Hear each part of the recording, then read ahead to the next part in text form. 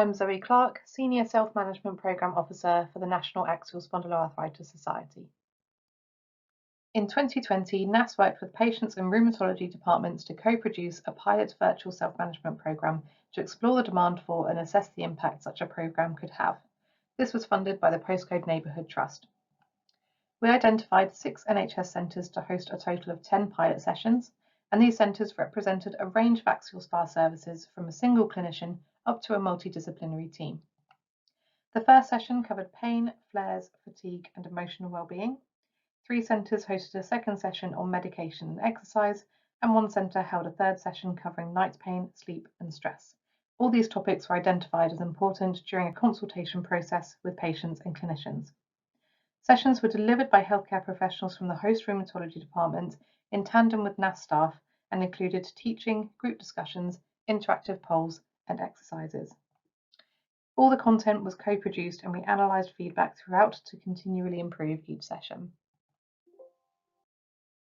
A total of 266 patients attended, and we reached people with a range of time since diagnosis. Anonymous attendee surveys were completed, and the majority of respondents felt they understood more about managing their axial SPA following the sessions. Most attendees found it helpful to meet other people with axial SPA, and a high proportion of patients described feeling closer to their rheumatology team, with more confidence on when and how to self-refer appropriately. Almost all attendees described it as easy to attend. Naturally, this survey feedback is biased because it is from people who access the virtual session, and we recognise that an important future area for our work is to assess which patients we do not reach with virtual sessions and how we can best engage with them. Regarding future sessions, there is a high demand for virtual self-management sessions for patients at all stages of their condition, with a preference for hospital-specific sessions.